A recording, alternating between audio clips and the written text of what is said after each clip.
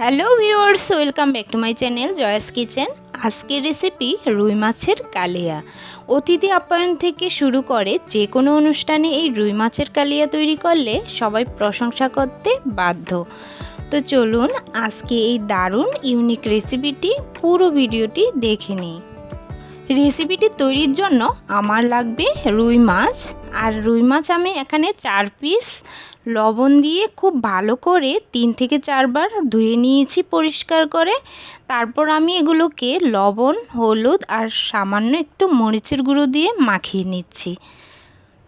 তো এখানে মাছগুলো মাখানোর সময় লবণ আর হলুদ মরিচের পরিমাণটা একটু কম দিলেই কিন্তু ভালো হয়।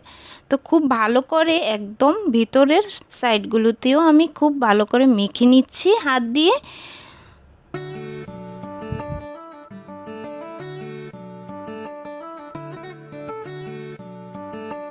ভালো করে যখন মাখানো হয়ে যাবে তখন আমি 10 মিনিট রেস্টে রেখে দেব। আর লবণ মরিচগুলো খুব ভালোভাবে মাছের সাথে অ্যাবজর্ব হয়ে যাবে। এবার আমি প্যান বসিয়ে তাতে দিয়ে দিচ্ছি সরিষার তেল। তেলের পরিমাণটা বলছি না, মাছের পরিমাণ অনুযায়ী সরিষার তেলটা দিয়ে দিবেন। তো এখানে যখন তেলটা ভালো করে গরম হবে তখন আমি মাছগুলো দিয়ে ভেজে নিব। সরিষার তেলটা কিন্তু ভালো করে গরম না হলে একটু গন্ধ আসে।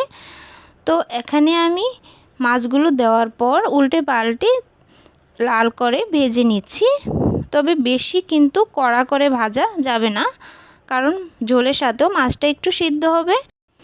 মাছগুলো দুটো পাশ ব্রাউন কালার করে ভেজে নিব আর তারপর তুলে নিচ্ছি। এবার আমি চুলায় আবারও প্যানে যে তেলটুকু থাকবে তার সাথে বাকি একটু তেল অ্যাড করেছি। এরপর আমি এখানে ফোড়ন দিয়ে দিলাম দারচিনি আর এলাচ আর তেজপাতা। এলাচটাকে একটু ফেটিয়ে দিতে হবে, তাহলে কিন্তু গ্রানটা খুব ভালো আসবে। এভাবে নেড়ে যখন একটা ফ্লেভার আসবে তখন আমি এখানে পেঁয়াজ অ্যাড করে দিচ্ছি। আর এখানে 3টার মতো পেঁয়াজ কুচি করে নিয়েছি।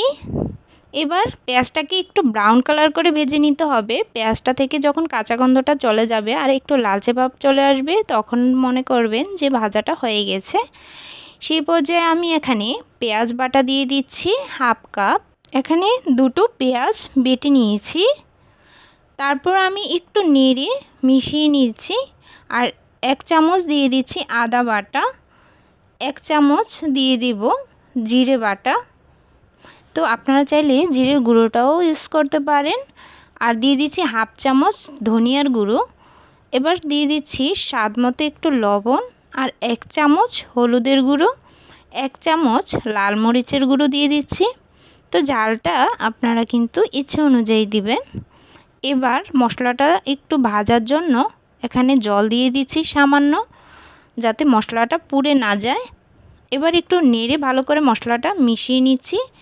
আর কষানোর জন্য আমি 2 থেকে 3 মিনিট এভাবে রেখে দিব। মিডিয়াম আঁচে কষিয়ে নেব।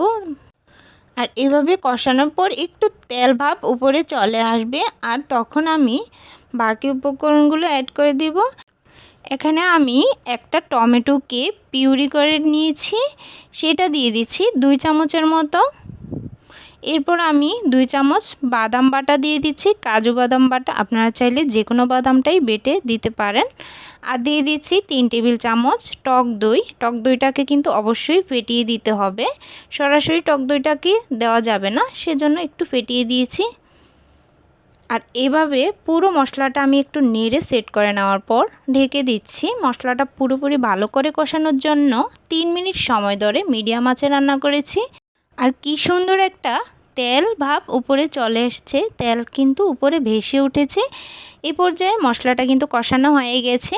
আর এবার আমি পরিমাণ মতো ঝোলের জন্য জল দিয়ে দিচ্ছি। এবার জলটাকে ভালো করে নিয়ে নিচ্ছি মশলার সাথে। আর ঝোলের পরিমাণ অনুযায়ী আমি পরিমাণ মতো এখানে একটু লবণ দিয়ে দিচ্ছি, পরে দেখে দেওয়া যাবে।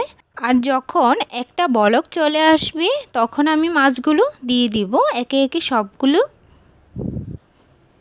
তো এভাবে একটা বলক আসলে তারপর মাছগুলো দিয়ে আমি ঢেকে রান্না করে নেব 5 মিনিটের মতো মিডিয়াম আঁচে, যাতে মাছগুলো সিদ্ধ হয়ে যায়। এবার ঢেকে 5 মিনিটের মতো ঢাকা দিয়ে মাছগুলোকে সিদ্ধ করে নিব। তরকারিটা কিন্তু একদম হয়ে গেছে। এবার আমি এর মধ্যে অ্যাড করে দিব কাঁচামরিচ। আর এই কাঁচামরিচটা একটু ফালি করে নিয়েছি, পুরোটা কিন্তু আমি ফালি করিনি। তো এভাবে আমি কয়েকটা কাঁচামরিচ দিয়ে দিলাম আর ধনেপাতা কুচি দিয়ে নামিয়ে নেব। আর নামানোর আগে কিন্তু অবশ্যই চেখে দেখবেন লবণ ঠিক মতো হয়েছে কি না। আর আজকের রেসিপি কিন্তু কমপ্লিট হয়ে গেল, আর গরম গরম এখনই পরিবেশন করা যাবে। রেসিপিটি কেমন লেগেছে অবশ্যই কিন্তু কমেন্ট করে জানাবেন। আর চ্যানেলে নতুন হয়ে থাকলে চ্যানেলটি সাবস্ক্রাইব করে পাশেই থাকবেন। ভিডিওটি যদি ভালো লাগে অবশ্যই শেয়ার করে দিবেন। আর বাসা কিন্তু অবশ্যই ট্রাই করে দেখবেন। ট্রাই না করলে বুঝতেই পারবেন না কতটা দারুণ হয় খেতে। তো আজকের মতো ভিডিওটি এখানেই শেষ করছি। সবাই সুস্থ থাকবেন, ভালো থাকবেন। ধন্যবাদ সবাইকে।